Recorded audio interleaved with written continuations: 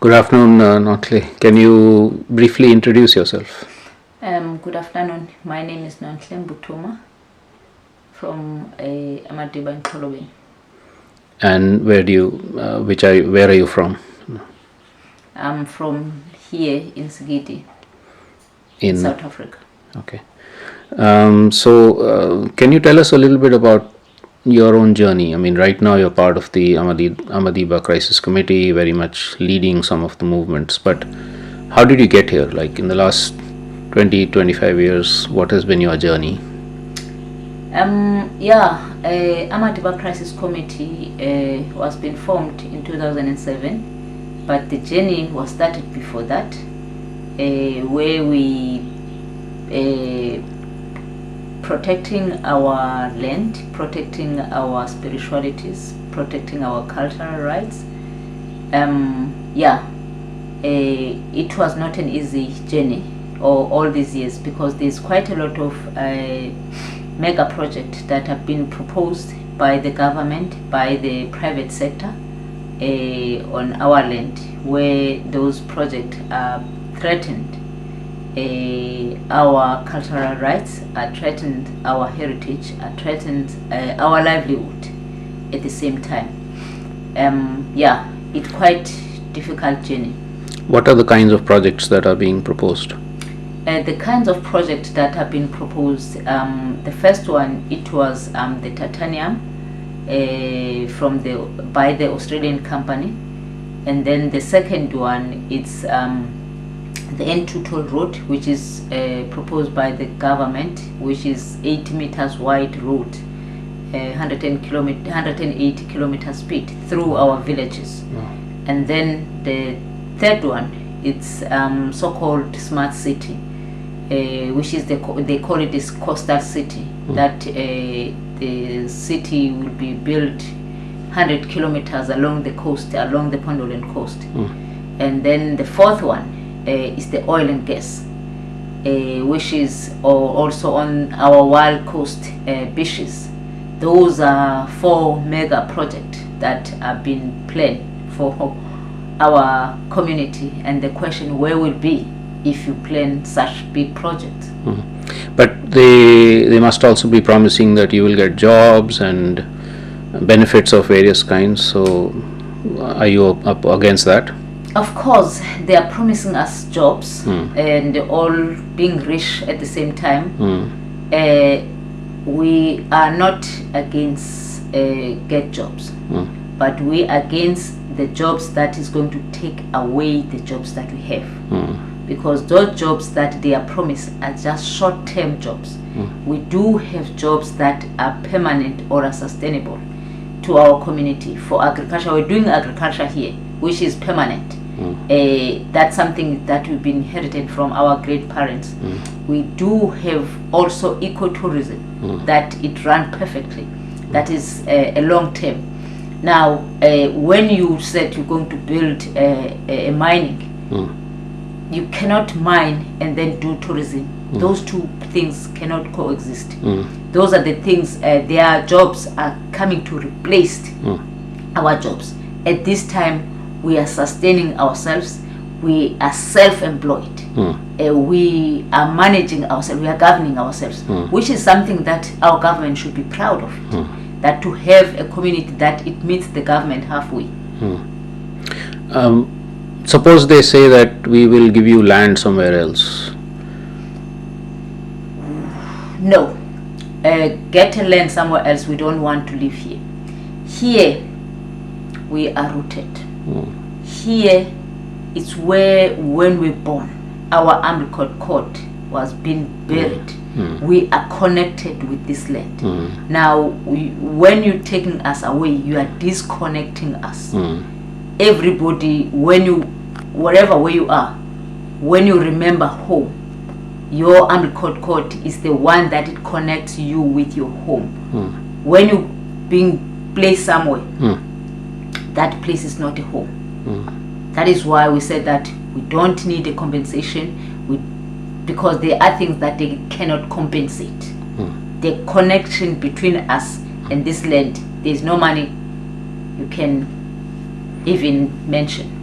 Is it also a spiritual connection of kinds? Spiritual connection, it's part of who we are. Now, when you know, because government always says that, no, we'll compensate people. That compensation, spiritual connection, there is no money you can buy. Here where we live, if I need any branch of tree, I just go around. Every plant that is around this homestead, it's part of me. When you take me somewhere else, all these plants, all this traditional medicine that are part of my spiritual practice, all these sacred places where I go and pray, I'll be disconnected. I'm not going to find something new, because where you're going to place me, there are people also. Yeah. That is why to displace a person, you disconnect and you displace, you kill a humanity. But always people put money first as something that is going to resolve everything. Yeah. Tell me one thing. From what I know, the movement has been very non-violent. Is there a reason why you chose non-violence as a strategy? The reason why we chose a non-violent, violent, it makes the struggle being cut it short and go bad direction. As our organization, Amadiba Crisis Committee, we believe in talking. That talking is going to solve issues, but go to violence, it doesn't solve any problem, because here we are permanent, we are not planning to go anywhere.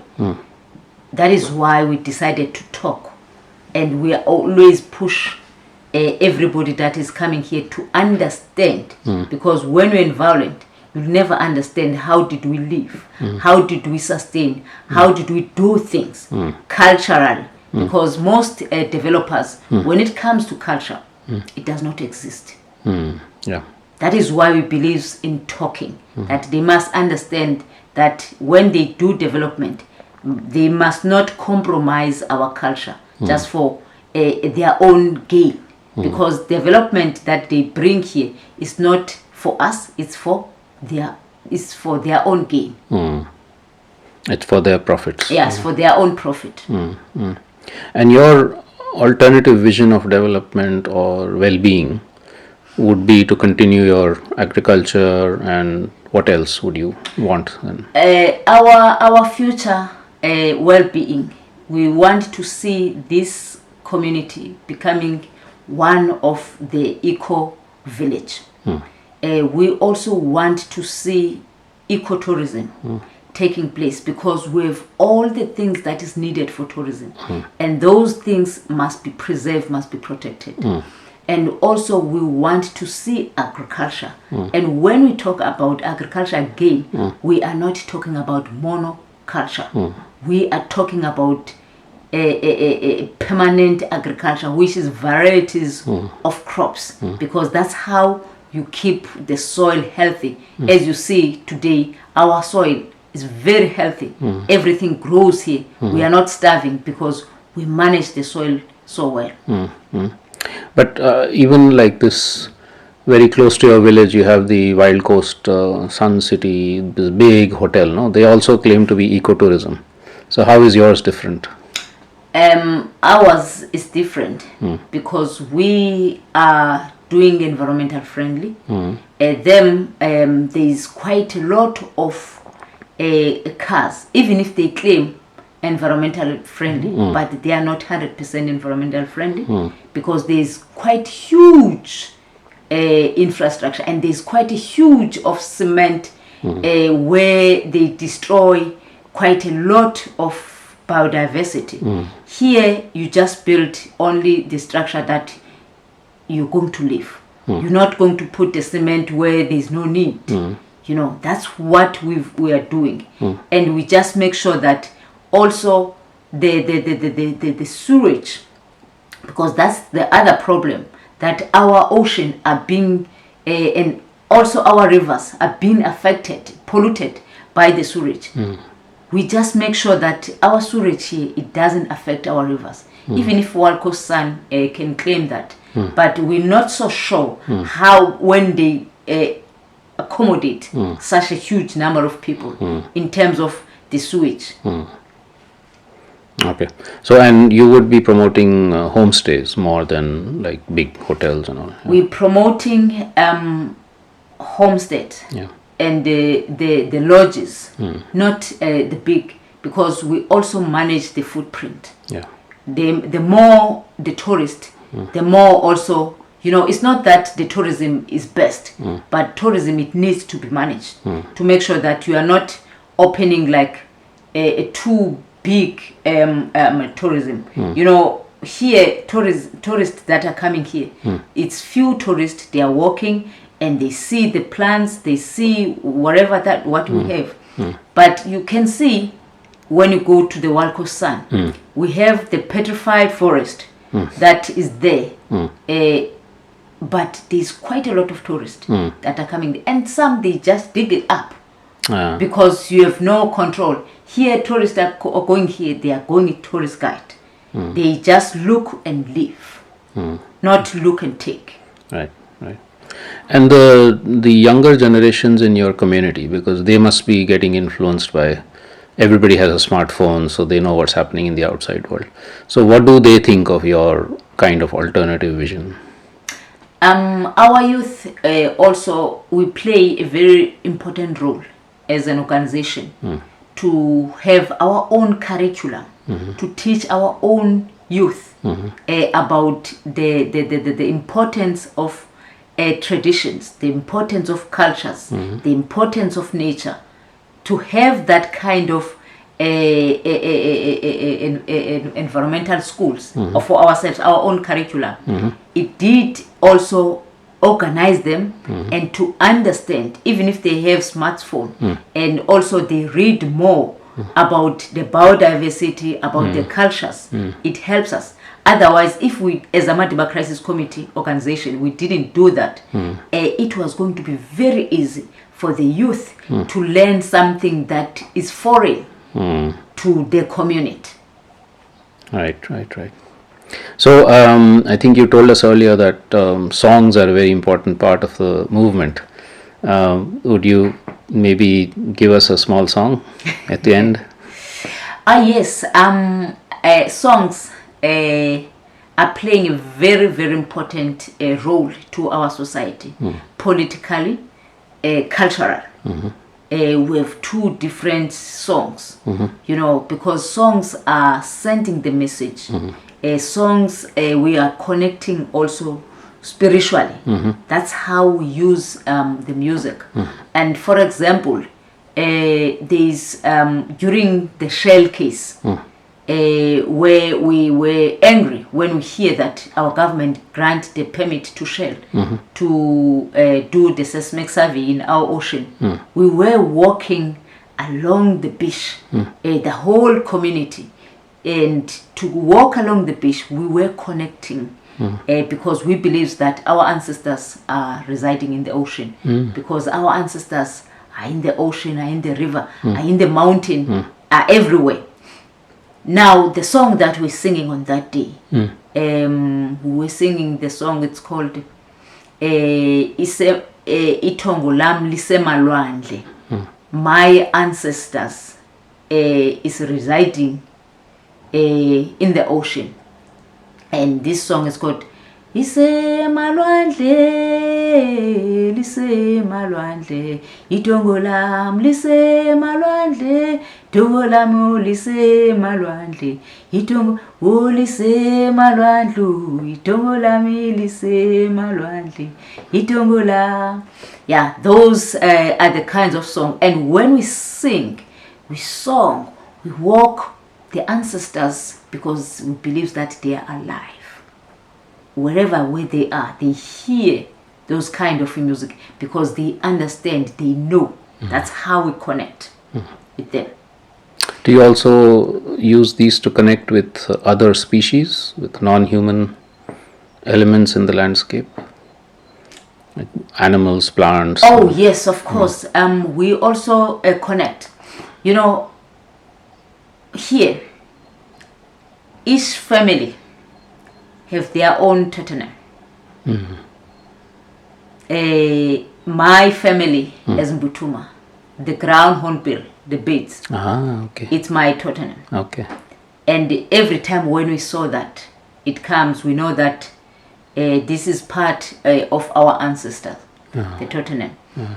Some others, it's snake. Okay. This is how, here people, they always ask, how did you live with animals? Because each and every animal is totem of each and every household. And also the plants, are very connected. Also, we are using for spiritualities as well. Like when somebody passed away, like the buffalo thorn tree, we use, it's one of the very special tree that you take the branch and you take a little of that branch. You don't take it all, because it's one of the plants or the tree that it doesn't grow many. It's a very, very rare plant. You take a little in order to make sure that the next person is also going to get a branch. And it's the only tree that we use to fetch the spirit, bring it back home. That's how we've been connected. Beside that, some of the trees are part of our food. We eat fruits. And some of the trees we use as our own traditional medicine. It heals us. Everything that is surrounding here is part of the human being system. This is very inspiring, because the whole world is in crisis right now, ecological collapse and war and authoritarianism and all of that. And I think your community is showing us the ways forward, the ways out of these crises, by sustaining your traditions, but also thinking of some new ways of livelihoods and continuing the connection, the spiritual connection with the land and with other beings. So I think for us, we have a lot to learn from you. Yeah, thank you so much. Right now, we all need more biodiversity. If we destroy our cultures, we destroy ourselves, because cultures is the only method, or is the only way that we're going to preserve the nature. Because nature that does not need us as human beings. We are just parasites. But as a human being, we need nature. That is why we need to make ways, and we need to connect ourselves with nature in order to live long. If we don't do that, we cut our lives short. That is why we said to developers, they must also respect our cultures. They must respect our spiritualities, because it's the only way to live long. Thank you so much for your struggles and your inspiration, and we hope to continue being in touch with you to also build a more global solidarity around your kind of struggles. So, thank you so much. thank you, Nonhle. Thank you.